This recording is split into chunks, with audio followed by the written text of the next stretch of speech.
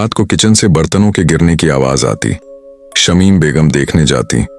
वहां कुछ ना होता, बस फ्रिज के ऊपर स्याह काल भरे हाथों के निशान होते। घर के आंगन में एक पुराना पौधा था। एक दिन वो मुकम्मल स्याह हो गया। रियाज को उसी के नीचे से एक काला तावीज, बाल और खून से भरी थैली मिली। कभी कभी किसी घर में सिर्फ दीवारें नहीं बोलती, साए भी चीखने लगते हैं। ये कहानी है एक ऐसे घर की जहां रिश्ते बिखरने लगे, मोहब्बत खत्म होने लगी और एक ऐसा साया उतर आया जो सिर्फ दिखाई नहीं देता था, महसूस भी होता था। यह है साया। शमीम बेगम की आवाज हर सुबह किचन से गूंजती। ये सालन किसने पकाया? नमक की बोरी डाल दी? कुछ सीखा ही नहीं तुमने। फौजिया खामोश खड़ी रहती। जुबिया चुपचाप प्लेट लेकर दूसरे कमरे में चली जाती। नईम शाम को आकर दरवाजे पर जूते फेंकता। ये घर आते ही दम घुटने लगता है। न सुकून है न मोहब्बत। फौजिया बिगड़ जाती। क्यों? सिर्फ तुम्हारा दम ही क्यों घटता है? हम क्या पत्थर हैं? रियाज रात देर से आता, नशे में दुध चीजें तोड़ने लगता। शमीम बेगम छुप कर रोती। यह घर कभी जन्नत था, अब जैसे सब दुश्मन बन चुके हैं। जुबिया अपनी माँ से कहती, अम्मी लगता है कोई मुझे देख रहा है। जब मैं वॉशरूम जाती हूँ आवाजें आती हैं। फौजिया हंसती, ऐसा कुछ नहीं, दिमाग खराब ना करो। रात को किचन से बर्तनों के गिरने की आवाज आती। शमीम बेगम देखने जाती। वहां कुछ ना होता, बस फ्रिज के ऊपर स्याकाल भरे हाथों के निशान होते। जाए नमाज निकाली जाती, मगर कोई ना कोई रुकावट आती। कभी बिजली चली जाती, कभी पानी गिर जाता। नमाज अक्सर कज़ा होने लगी।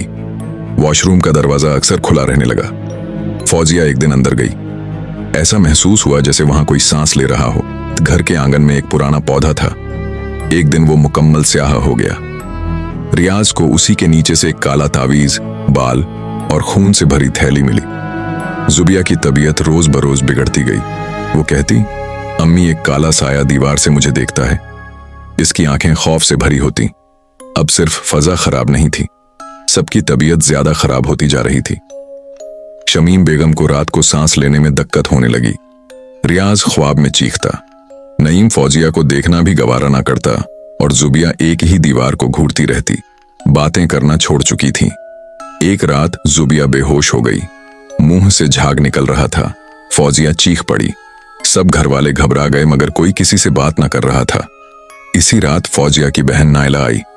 कुरान पढ़ने वाली पुरसुकून औरत घर का माहौल देखकर रुक गई और बोली, फौजी, ये घर आम नहीं रहा। दीवारें बोल रहे हैं, छत से जैसे साया लटक रहा हो। फौजिया रो पड़ी। हम सब एक दूसरे से नफरत करने लगे हैं। मेरा शौहर मुझे देखना नहीं चाहता। मेरी बेटी मुझसे बात नहीं करती।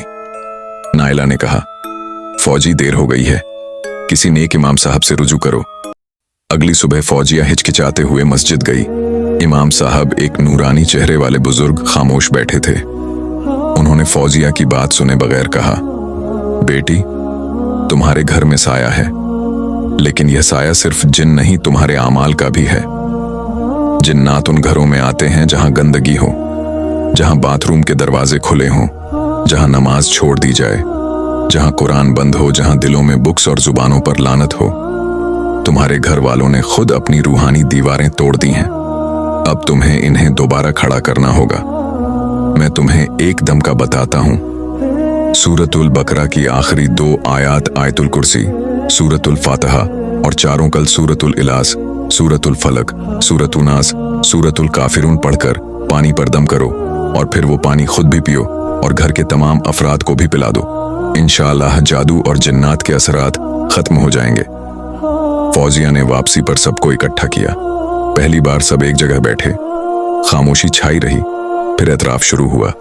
रियाज बोला, मैं हर रात डरता था, मगर सोचा सिर्फ वहम है। शमीम बेगम आहिस्ता से बोले, मैंने अपनी बहू को कभी दिल से कबूल नहीं किया। शायद मैं मुजरिम हूं। नईम चुपचाप आंसू बहा रहा था।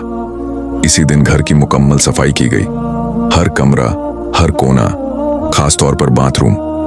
अब वह दरवाजा हमेशा बंद रखा जाता। हर सुबह को सूर अल बकरा की तिलावत की आवाज घर में गूंजती। औरतों ने तहारत का ख्याल रखना शुरू किया। अजान घर के अंदर दी जाने लगी। सुबह और शाम के अजकार, सूर यासीन, दुआएं सब मामूल बन गए। रफ्तार रफ्ता जुबिया की नींद वापस आ गई। वो स्कूल जाने लगी। फौजिया और शमीम बेगम ने पहली बार एक दूसरे के लिए चाय बनाई। नईम आंगन में बैठकर कुरान सुनता और रियाज ने मोहल्ले में छोटा कारोबार शुरू कर दिया।